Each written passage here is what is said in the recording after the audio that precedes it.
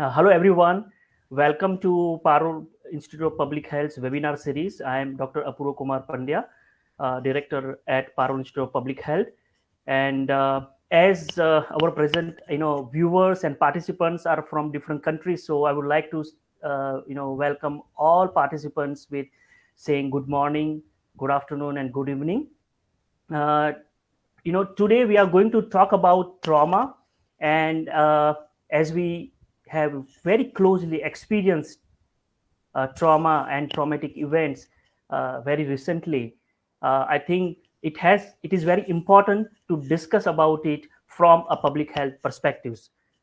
Few months back, during COVID-19 pandemic, where we were in the second wave, I was browsing through some of the literature, and I realized that there have been discussion around trauma as a global health issue. And I think this is a very important time, critical time, where we need to understand the trauma, uh, its prevention, and how we can tackle it from public health perspective. Because trauma, exposure to trauma is pervasive to societies across the globe. And there have been population based data that suggests that children, adolescents, and adults may experience a traumatic events at least once in their lifetime. That means there would be certain situations where that expose individuals, including children, to traumatic events, and that may have repercussions not only from the psychological point of view, but other aspect may also affected, and overall health is get affected. So today in this webinar, we have expert who is working in the area of trauma, and we will be discussing, and particularly our expert will help us understand what trauma is and what are the ways to prevent it and manage it. And we as a public health professionals perhaps learn from those experiences and discuss what may be the strategies that can help us address trauma as a global health issue. So without taking much time, I would like to introduce our expert today, uh, Keyur Joshi. And Keyur Joshi currently working as instructor at University of Nebraska Lincoln. That is his current working. Earlier, he has worked with University of Central Arkansas and Texas A&M system, and worked in Vadodara in Kabir School. He has multiple professional certification and licensing in the area of psychology. He has done Masters of Arts from Maharaja Sayajirao University of Baroda, and then he went on to learn advanced in clinical adolescent psychology from Texas and A&M, and also enrolled as doctoral candidate at University of Central Arkansas. He has done certificate in educational neuroscience. He has achieved, earned certificate in mixed method research from University of Nebraska Lincoln. He is a nationally certified school psychologist, where he is part of National Association of School Psychology in USA. And he has a couple of awards and scholarships that I would like to mention. That he is a recipient of Bruning Research Award in 2020 21. He is also recipient of Superintendent's Award for Crisis Response. He received International Engagement Scholarship at the University of Central Arkansas, also recipient of Multicultural Scholarship. He has varied experience working with teenager and adolescent group. He has worked with school as a school psychologist. He has worked with school even in India, and also worked with school as a licensed school psychologist in USA. And currently he's pursuing a doctoral research in the area of educational psychology, where he's looking at neuroscience and education psychology as one intersection of those two disciplines. primarily throughout his career, trauma has been his close area of work. He has specialized working in trauma, and therefore he is the best resource person for today's webinar. So once again, on behalf of Parul Institute of Public Health, Parul University, I welcome you, Keyur, and I hand over this webinar to you. Over to you, Keyur. Thank you, Apurva. That was a long introduction. Couple of things. I cannot see you. So this is my first time using Google Meet. We are so used to it or conditioned with Zoom. So if you have any questions, save it all the way until the end. If you raise hand or something, I won't be able to see. Yeah, and one point I just want to come in between. I'm sorry for that. Sure. Usually all the participants and students will be joined through Facebook Live. So you won't be able to see faces here. Okay, very limited all right. people who are allowed to enter in Google Meet room. So got it. Yeah, and I will be moderating question and answer session at the end. So I will be facilitating question and answer session. I will get the questions from our students, and I will elevate to you. Okay, sounds good. Thank you so much. Apurva did a nice introduction. A couple of things I will emphasize is I have worked with, as in a capacity of therapist, with children who were traumatized for several years. And currently my research is also on trauma, but from neuroscience perspective. So the objective for today's webinar is it's a pretty tightly packed material here. I am going to give you a brief overview about psychological trauma. We'll talk about some approaches, treatment or intervention and prevention. And then since Parul University, I have a few things for India, but challenges that is pertaining to India, but that might also apply to a few other countries as well. Those are not part of the so-called Western countries. And then some public health approach and discussion. So I would like to start with my personal connection, like how I got interested in trauma. And in 2012, I was doing my kind of first PhD in school psychology. And at that time, in Kedarnath. So Kedarnath is a pilgrim place or a shrine in Himalayas. It's kind of hard to reach there. When I was in India pursuing my education, I used to go to Kedarnath every single year and used to spend some time there. It's beautiful out there.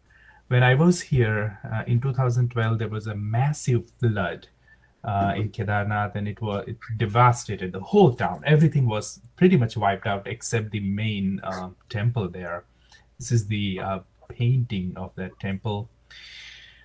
Now, I was working with children with trauma, and I had recently taken some training in psychological first aid, which is more public health approach to natural disasters and then mitigating trauma and other consequences. And I was looking at India and following all the news.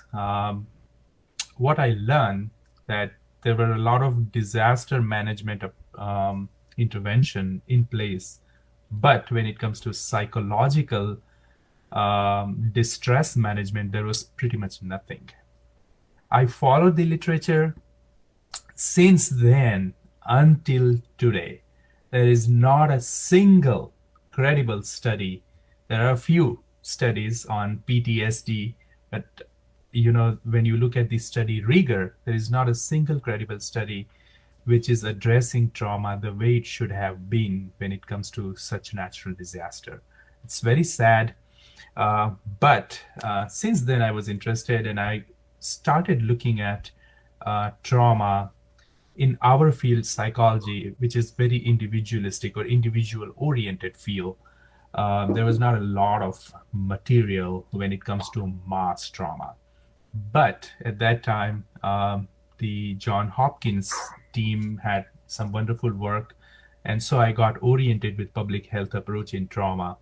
And then when I say trauma, I'm referring to psychological trauma. So that's the way my journey started. So, what is trauma? The National Child Traumatic Stress Network says event or series of events that involves fear or threat. There are few identifiers and specifiers that we kind of want to know, that this exposure to stress, it can be direct or it can be indirect. So for example, right now a lot is going on in Ukraine, and many of us might be devastated by the fact we are not there individually. We are not experiencing all those um, horrible things that is happening in Ukraine.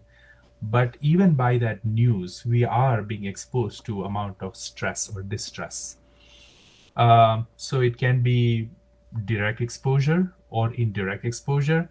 It can be so much at once. It can be a little bit for a long period of time. Think about sexual abuse.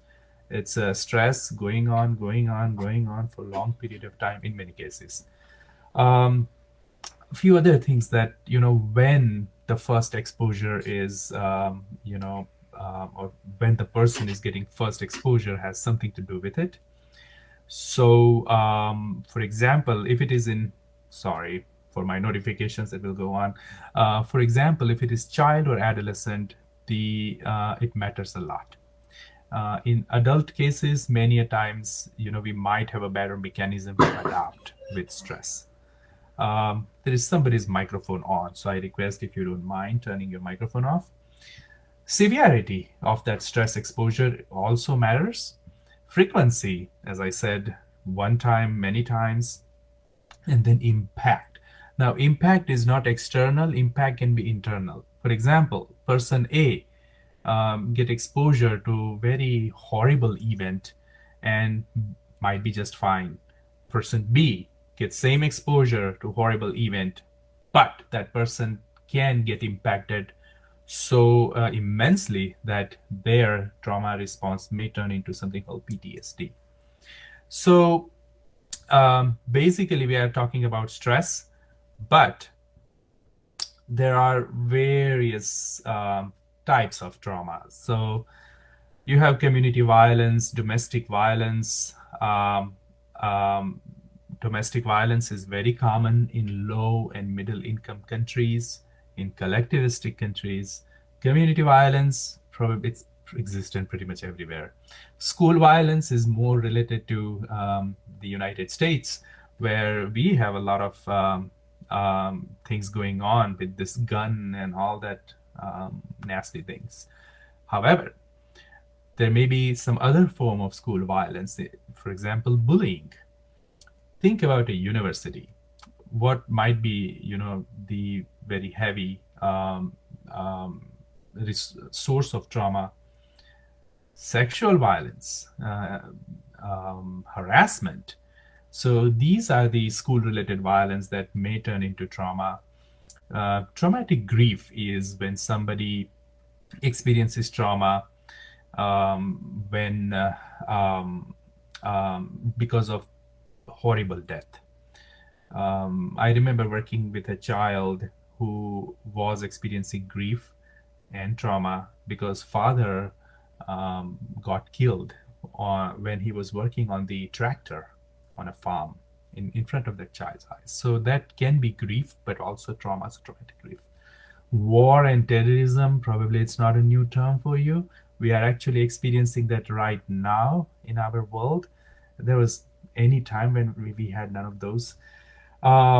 Physical, sexual, and emotional abuse. I'm not going to go into these definitions. It's a short time.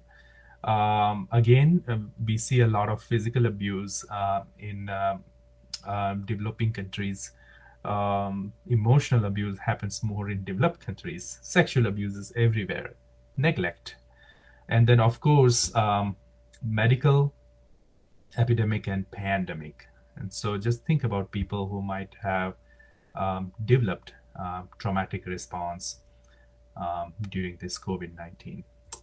So complex trauma, in many cases, and this is my experience, that many a times we think this person is being traumatized by blah, blah, blah, but there might be multiple sources. And so huge number of trauma cases are complex trauma. So multiple or prolonged traumatic events, ongoing abuse, living in a community where there is constant violence back and forth going on.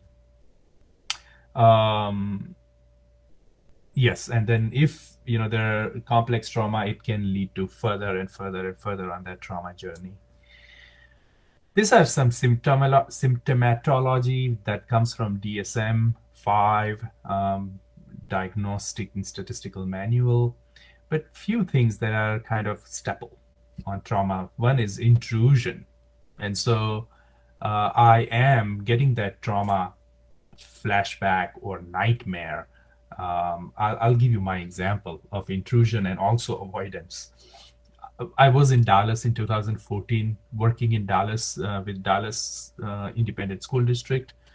And I was working as a school psychologist. We work go to one school to another school. We work in multiple schools.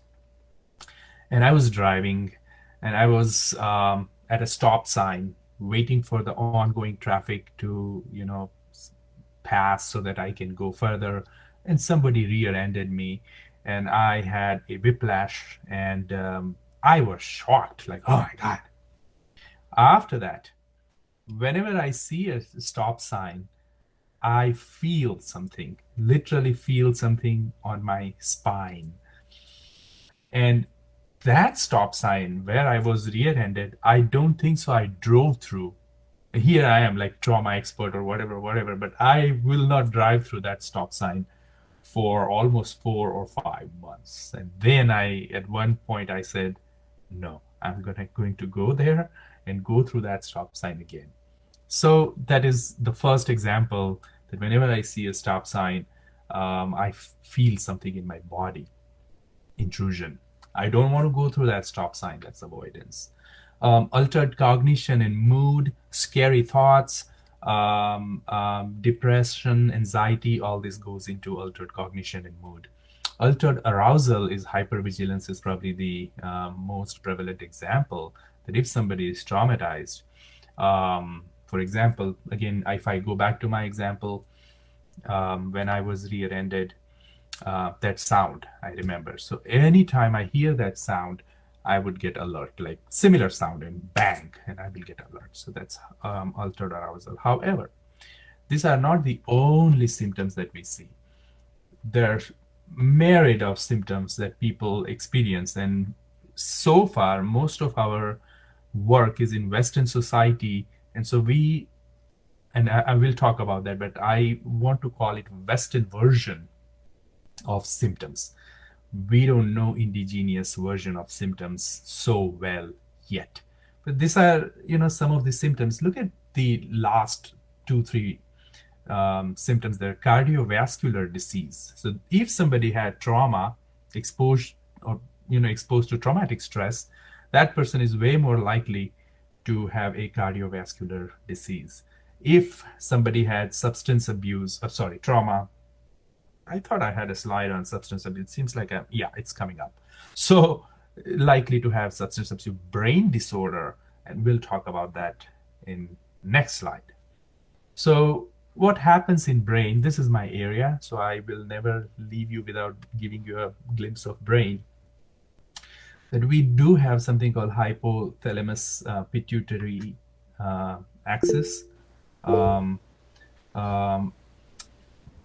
Our brain has certain parts who are doing some kind of decision, and when there is traumatic exposure, somebody's mic got turned on again. Please make sure your mic is off. Thank you. I am a teacher here, so I'll probably act like a teacher when needed to be. So what happens is that the front part of brain, which is prefrontal cortex, this part of brain is kind of fairly involved in decision making and analyzing, evaluating situations, versus the center part of brain, which you can see, amygdala, amygdala, let's stay to amygdala for now, is more involved in fear, recognition of fear, and then recognition of other emotions. Amygdala is also overlapping something called hippocampus, which has all the memory stored, or at least certain episodic memory stored there. And so what happens in brain that whenever there is a trauma exposure, this amygdala and prefrontal cortex pathway doesn't function the way it should.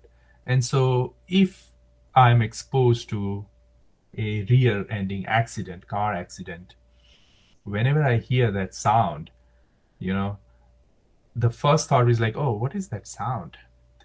But for me, I just skip that part and the message goes, this is accident sound. So the emotion, explodes, but the thinking part of brain does not work. This is kind of a very loose outlining explanation. There is also something called default mode network. And in default mode network, we go back to our default way of thinking. And when somebody is traumatized, we go back to our rumination thinking or anxious thinking. And studies have seen that those who are traumatized, their brain is way more likely to go back to default mode network versus there is something called executive network, which kind of takes the charge and say, we're not going to think about that. For example, at one point I said, I'm going to go and drive through that place. That was my executive network. We also have seen some structural changes. And this is fresh out of oven. I just have screenshot it 3-4 days ago. So, sorry to interrupt. I think your screening is not moving here. I can't see the screen moving. Okay. Did it change anything or no? No. No. Can you tell me what you're seeing right now? It is trauma symptomatology, intrusion, avoidance. Oh my goodness. Okay. Yeah, one reason for not enjoying Google Meet. So I think you can just present. We can figure it out later. Okay. Did anything change for you or no? No, perhaps there may be some connectivity problem at our end. So okay, I am going to turn my Wi-Fi on. I'll see if that changes anything. Happening in Ukraine. But even by that news, we are being my Wi-Fi. I hear myself. Okay. Let's see.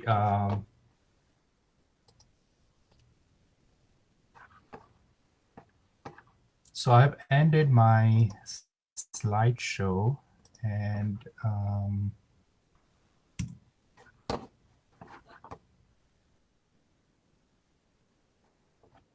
okay.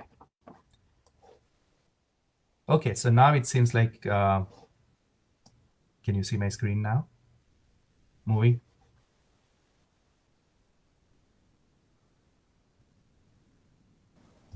Can you see my screen now?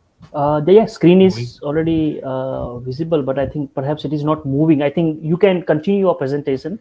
Perhaps you are explaining. The screen is already visible, but I think perhaps it is not moving. I think you can continue your presentation. Perhaps you are explaining. The screen is already. Okay. All right.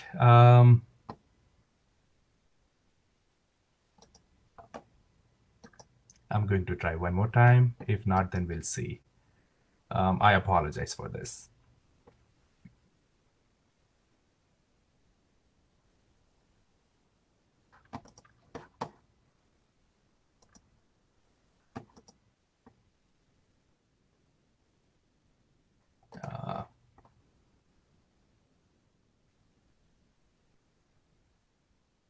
Hello. Okay, you're seeing the infinity mirror, I guess, now.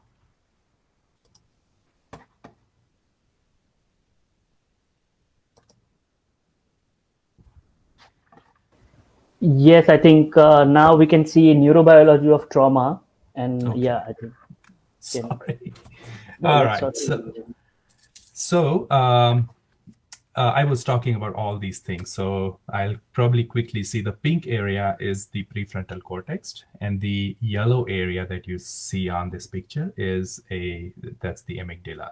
So I was talking about the prefrontal cortex and amygdala, and now I hope you're seeing my next slide, which is the brain white matter tractography. This is my research. We've just finished analyzing this data, and hopefully we'll present this in APS. Apurva, can you confirm if you can see the weird pictures? Yes. Okay. It is visible. It is visible. Thank you. Perfect. So on the left side of picture, which looks more like a brain, on the right side, those are the white matter tractography. And so what we are seeing on the brain side, that is the left side, you would see some bright yellow spots. And we just find out this is about physical abuse. And that's where the connections are broken. Like literally, think about a railway track that is being broken. So train cannot pass through. And so this is the impact of trauma, that in brain, the pathways are disrupted. And so just imagine how that brain can function. So some of the facts, about 50% people experience at least one traumatic event. Not everyone gets traumatized, but about 8 to 20% are likely to develop PTSD, which is post-traumatic stress disorder. Those who have trauma exposure, PTSD, they are 12 times higher at risk in suicide, 10 times for alcohol and drugs, and then 7 times for adverse health behavior. Just, some facts. Now I'm on the intervention approaches slide, where a few approaches, psychopharmacological approach, which is antidepressant, they use SSRI, SNRIs, uptake inhibitors, or beta blockers, alpha blockers. In some cases, psychiatrists prescribe antipsychotics if the symptoms are too severe. There are some neurological approaches. The very new neurological approaches is TMS. Previously, people used to use electroconvulsive and then lobotomy, like in World War II time, not anymore. But TMS is showing some improvement in trauma. Psychotherapeutic approach, which more prevalent, is some trauma-specific therapies. For example, TFCBT. I'm certified in trauma-focused cognitive behavior therapy. ACT-T is acceptance and commitment therapy, trauma version. And then cognitive behavior, rational emotive behavior therapy, dialectical behavior therapy. There are some mindfulness approaches, client-centered approaches, family-centered approaches, like family system therapy. Most of these approaches which you're seeing here are evidence-based. There is enough evidence that it is working. Some preventive approaches, like what can be done to prevent, and currently, and many of this is actually coming from public health research. Social awareness, knowing that there is something called traumatic stress, and knowing that there is a way. This sounds like the 4 truths of Buddha. Knowing that there is problem, knowing that there is a solution to problem, knowing that you can achieve that solution. So it's some kind of social awareness.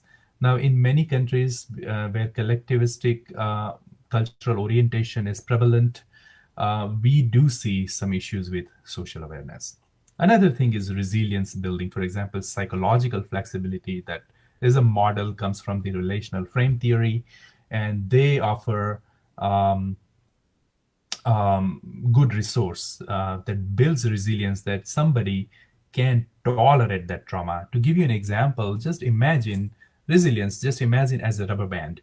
If you have a rubber band that is sitting in your drawer for a year and a half, you take that old rubber band, try to stretch it, and it will break it. But if you have a brand new rubber band, it has more flexibility. You can stretch that rubber band more and more up to a point before it snaps. So those who have higher resilience, they are like that rubber band. People that I shared an example, person A versus person B. People who are resilient can tolerate things and may not have the impact of trauma. Support systems like trauma-informed care, trauma-informed classroom, all those approaches are there. There can be public policy, which we rarely see, but I think we are getting there. Some other secondary preventive approach. The first one was primary preventive approach, where you do before somebody can get hit with trauma. In secondary preventive approaches, one is early identification of the vulnerable population, where if you know there are biological evidences, there are gene evidences, if you know that these folks are more likely to be impacted by trauma, find them and do something with them. Start building that flexibility or the stretchability.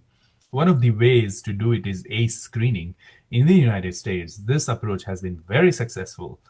10 or 11 item questionnaire that tells that if there is an adverse childhood experience, that person, if there are more than, there are numbers. So if person has slightly higher ACE score, it's very likely that person will be vulnerable. And so start giving them some skills that they can use. Crisis intervention and critical incident stress debriefing, psychological first aid, both these approaches are part of the crisis intervention in a way, where if you know that person has experienced traumatic event, may not be traumatized, but traumatic event, you go right away and debrief them, start a very small checking in intervention. Think about Kedarnath. This could have been done. Those who were impacted, if we had team of mental health workers would go in the field and just check, that's called psychological first aid, check with them and say, hey, how are you doing? What is going on? Do you need any help? And then after a month or month and a half, go back and check again. If you have record of that person, you would know if person has PTSD or not. If you stop there, things would have been, or start intervening right away, things would have been way different than now. Still in Gujarat, my therapist friends are working with people who impacted in Gujarat earthquake. I think it was in 2001 or 2. We still are dealing with it. Just think about the burden on public health system or burden on the medical system if we do not treat this right away. There are a few public health models, and the Castillo and Gold model is very famous. That the universal intervention goes in before anything happens. But if something happens, again, there is this selective crisis intervention model, or PFA, when you go and check in. If it turns into disorder, if somebody develops PTSD, then you have tertiary model where you actually are using more treatment approaches. Also, the Dalberg and Krug model is talking about how individual, it's more like Uri Bonfren-Brenner's version of model, where individual, their relationship, so people who are right next to them, community and societal back and forth impact when it comes to trauma. So when I was reading about public health, these models actually really, especially this model, really helped me conceptualize and understand that how much public health can do for such global mental health challenges, trauma, suicide, depression, anxiety. So think about India. There are a few real hardcore challenges. So those who are in India and listening, here is my call to you. You need to do something about this. First of all, the awareness. So we do have stigma, we have taboo, We don't disclose. That is our culture. We don't disclose, uncomfortable things so easily with other people. We don't go and take help. And again, there are cultural reasons for all this. So it is good and bad. We are not there to judge. It is helping or not helping. That should be our matter of concern. Um, Construct equivalence. This is huge problem. I've seen so many studies in trauma that is going on. And I think I have several discussions on this with Apurva.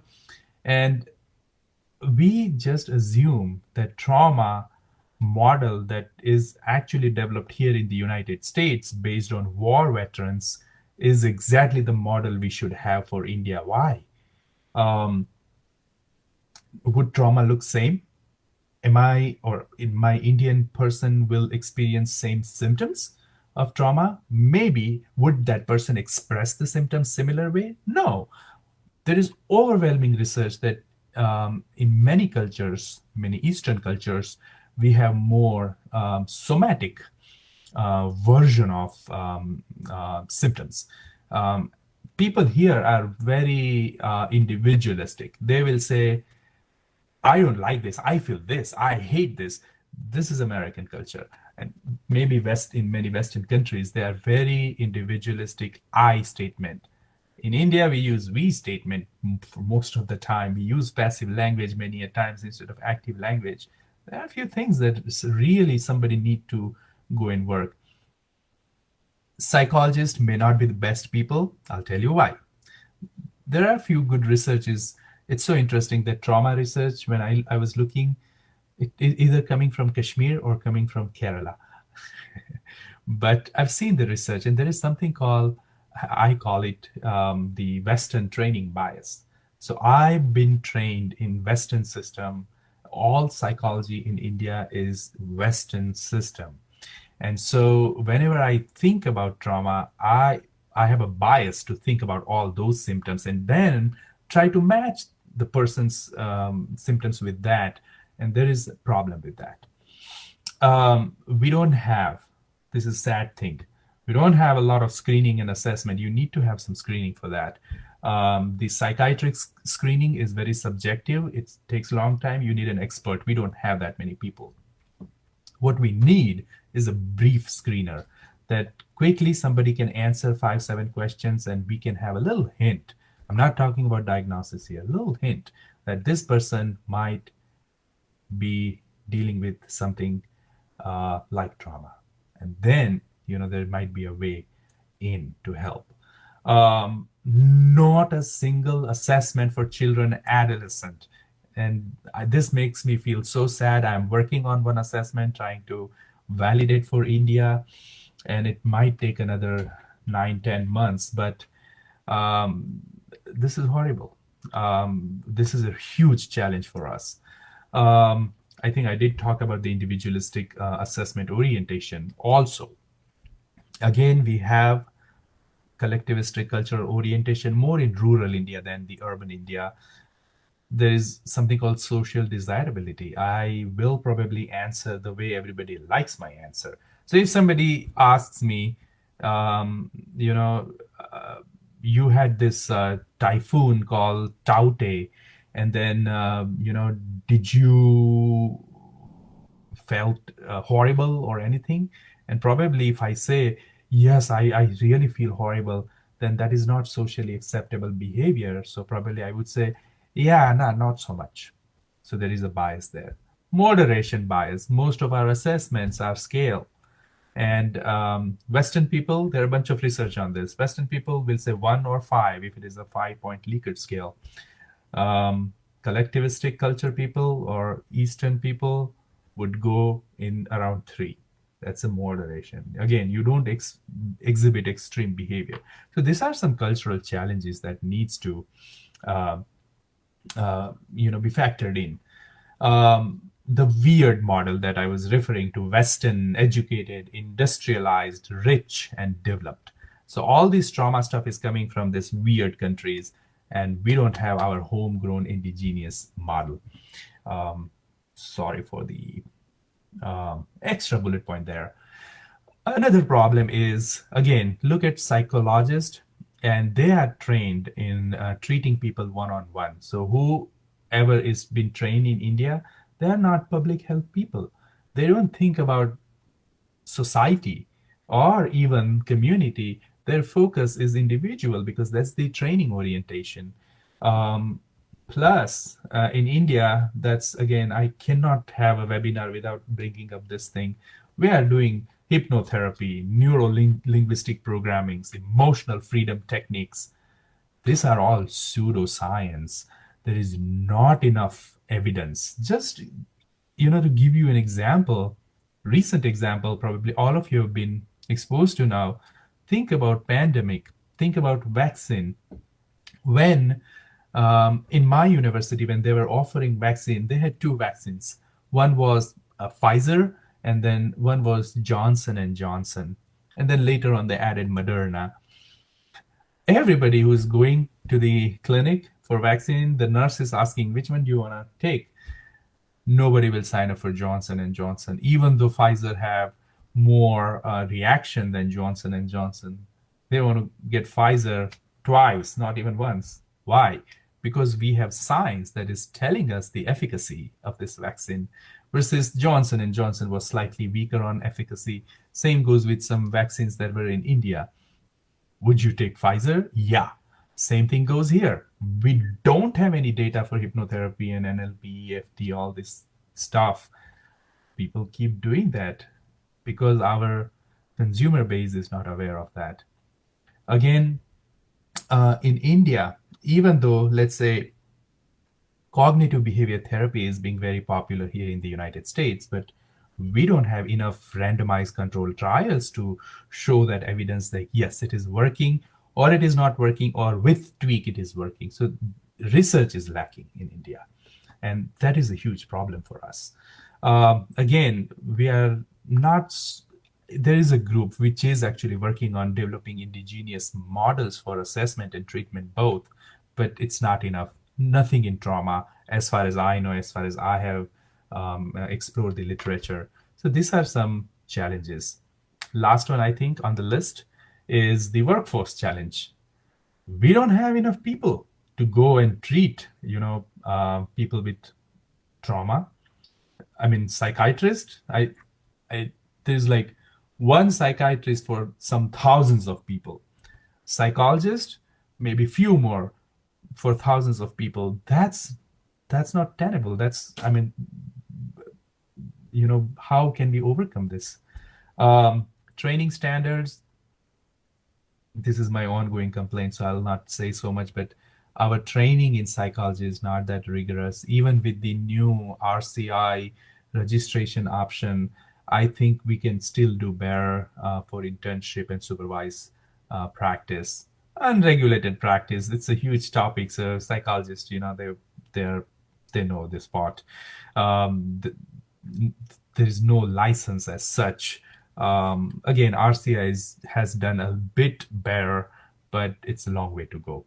Lack of alternative models, that's the indigenous model. So where public health is coming and pitching in, that public health has some amazing global mental health models for low and middle income countries. This is not adapt, assess, and address is my version of it, but this is actually, it is informed by public health literature. The adapt part is tweak. For example, the construct equivalence, tweak it according to the cultural values that works in that culture. Assess, have some kind of assessment or screening to early identify, to start working early and then address, which is, start intervening if that person is either vulnerable or that person needs being exposed and there is a need right now. So the prevention science and implementation science, that is beautiful. And I thoroughly enjoy reading literature that is coming from public health domain.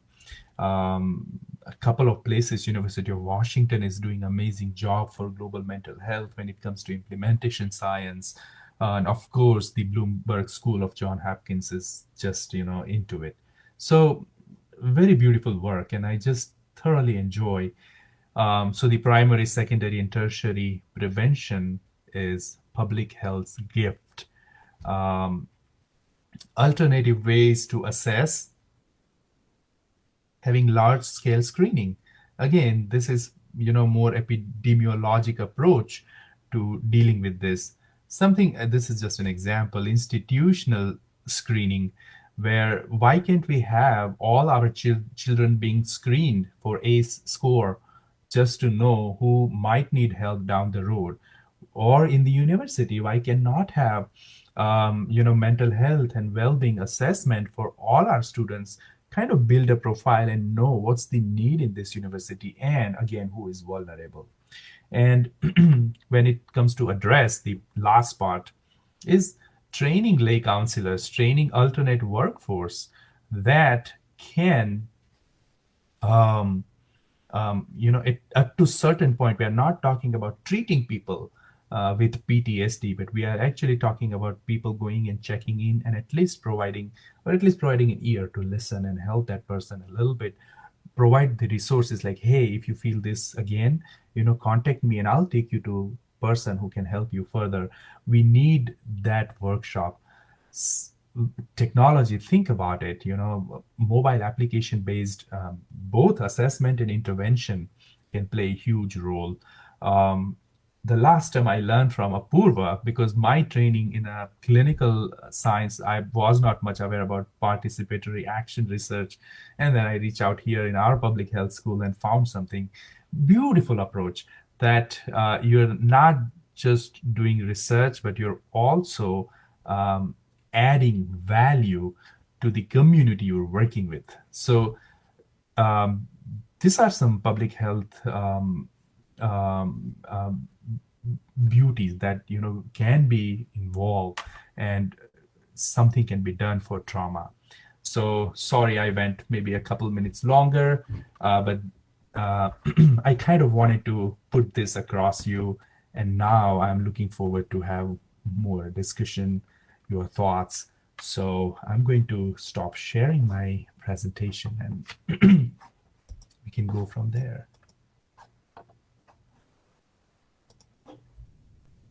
Now you're seeing the infinite screen there, and all right. Yes, so thank you very much, Keyur, for your wonderful presentation and very well explained the complex concept of trauma. So I think now the floor is open for question and answer. So I request all participants and viewers who are viewing on Facebook as well as who are part of Google Meet, feel free to ask questions. I have received couple of questions that I will take it right now, and I will be noting some other questions as well. I think the first question is very interesting, and I think I'm very happy that students are thinking from that point of view. Is the question is that what is the difference between grief and trauma, as some of the literature is talking about grief as a public health concern, and particularly in COVID-19 context, I think many literature has started talking about that. So what is the difference between grief and trauma, and how can we interlink, and from a public health point of view, what could be the strategies to deal with that? Sure. Grief is, we experience grief, or we go through grief when somebody dies, our loved one dies and, passes on in our Indian way. But most of the time we overcome of grief on our own. We use terms called time heals. Samay ke saath theek ho jata hai. And we overcome, we get back to our life. The trauma is something that we usually don't overcome on our own. The trauma happens with the extreme exposure of stress. And that's why there is a term which is kind of intersecting called traumatic grief. When it happens, if somebody dies in accident in front of me, so that death is very traumatizing to me. And so that becomes traumatic grief. And that is a dual combination. So grief, I can probably overcome on my own. trauma, I need professional help. Traumatic grief, I definitely need professional help. Again, from public health approach, probably it would go back to the same level, primary, tertiary, prevention. So there is awareness, there is way people know. Somebody's mic is on there. Okay, sorry, I'm not a good at multitasking. Okay, so or my attention is very flickery. From public health perspective, I think the awareness in schools, something called social emotional learning, which is humongously important, and we are seeing beautiful research. If children being given the tools when they have sad thought, angry thought, deal with those tools early on, then those people would be that rubber band that can stretch more. So that is one way to go about the primary intervention, prevention, sorry. And of course, I think whatever I said about the intervention would probably go. For grief, I would say in India, we have amazing system of close relationship. When we have our huge joint family, it's a big buffer that helps us overcome. With traumatic grief, many times that buffer is not enough and we need some kind of professional help. I hope I answer your question. Yes, I think that's a very good explanation. Another question is related to what you have presented. So one of the students is asking that, in your presentation, you have talked about screening and there are lack of screening tools. So how do we screen trauma? What are the early signs of trauma and what can be the immediate, actions that is needed until specialized care is received? Beautiful question. See, I'm doing my minor in psychometrics, so I can give another 1 hour lecture on that. I'll make it short, 2 minutes. One, the first part of screening, are you being exposed to some event? That's simple, For example, just one question, have you been exposed to earthquake, flood, typhoon, accident? Just think about this Surat tuition class fire, yes. Tuition right? class tragedy, yeah. Tragedy. So have you been exposed to any of this? So give them a list and they say, yes, I've this. Second, are you experiencing it? How early or how long ago were you exposed to? And now are you experiencing some kind of avoidance about those thoughts? Are you experiencing some kind of not feeling well when you think about that, or you don't want to think about that? So again, very simple questions, and this can be a simple screener that can take maybe 3 minutes or 4 minutes, and it will give you a hint. So that's the answer to your first question. Second question, the immediate care is relationship. So there is studies on attachment and trust and relationship. If there is somebody who is or being able to build a healthy relationship and say, hey, I am here with you, whenever you feel like talking, come and talk to me. That is the first intervention. Another thing is checking in. So, when you think about that, you're still feeling kind of shivering, you still start sweating when you think about that. That person say yes. That checking in itself is very important. And then, do you want to talk about it? If not, just let's walk together. You'll be surprised that touch is considered to be very helpful in trauma. Sparsh, now that's very, there are problems, but if there is, somebody who is a caregiver or a very close, holding close relationship, they can help. So this can be the first intervention. Second intervention is professional. I still think that the professional help would be needed, but at least this much can be done. Okay, I think I'll add one quick thing. If it is sexual abuse, there is another need is reporting that person. If somebody is doing sexual abuse, that person needs to be reported somewhere.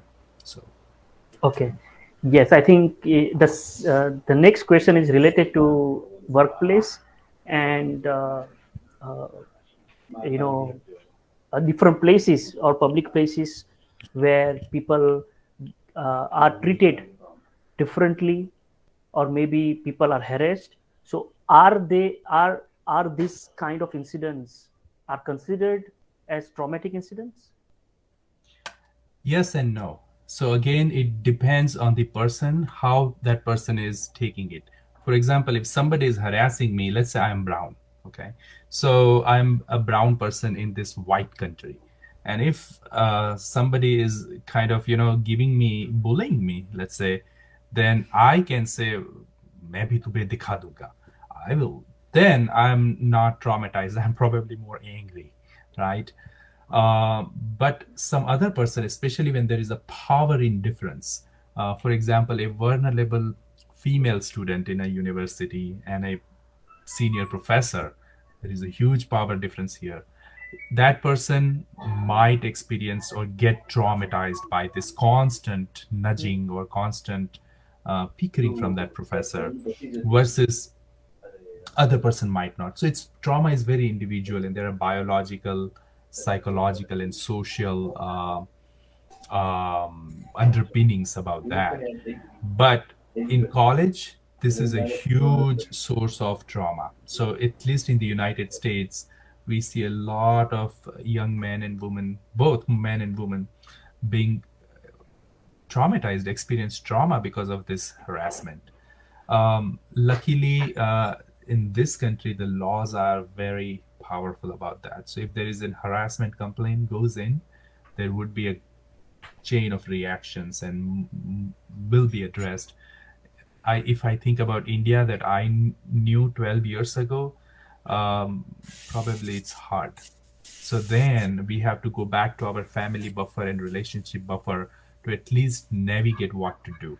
I hope we are becoming better at that. But yes, this can be a huge source of constant or it's complex trauma. Yeah. Yeah, so thank you very much. I would like to add to this particular moment that in now in Indian universities there is a mechanism of mentor-mentee, where many of the concerns can be discussed with mentor, and there is also internal complaints committee who can take care of this kind of trauma maybe experience. And one of the important aspect is government has also have a mental health helpline. So that helpline can be used. Even in fact, University Grants Commission has also facilitated helpline particularly for students.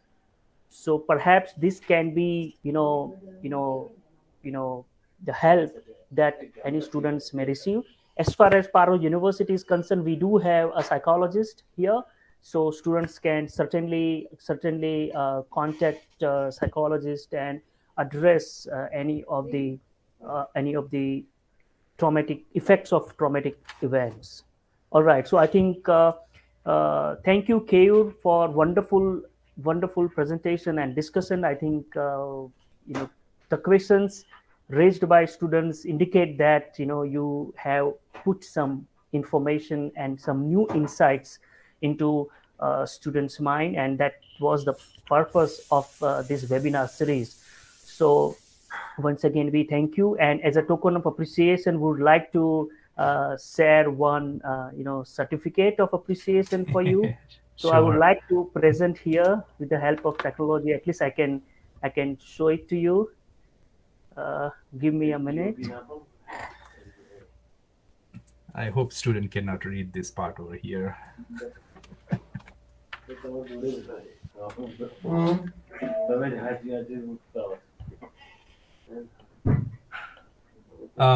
And I want to thank you, Parul University, for having me come and talk about this. And it's a good initiative. I really hope this will inspire some minds and somebody would start working in this area. I would really appreciate if somebody says, yes, I will work for my country. Yes, so hope you can see the certificate. Yeah. Thank you. Looks Yeah, good. so thank you very much for your time and expertise sharing with us. And certainly, the few points that you have mentioned about public health approaches like lay counseling and participatory research, I think we are very much keen to work in that direction. And I do have few previous research in the area of lay counseling and peer counseling, which we are looking forward to test as a model for addressing mental health of university students, including trauma. So perhaps when the trauma or any other aspect comes, we will seek your support and looking forward to work together in times to come. So with this, I would also like to thank all my faculty members and technical team of Parul University for their constant support. Without that, we could not organize this webinar series. And last but not the least, all our students from different countries and from different courses who are participating in such webinar and asking thoughtful, insightful questions. So thank you very much. We will meet again with the next webinar. Thank you. Thank you. And with this, I close the webinar.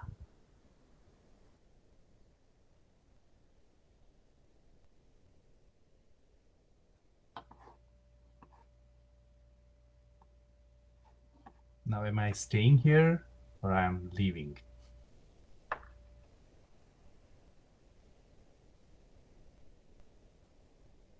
Perhaps I'm leaving. Bye-bye.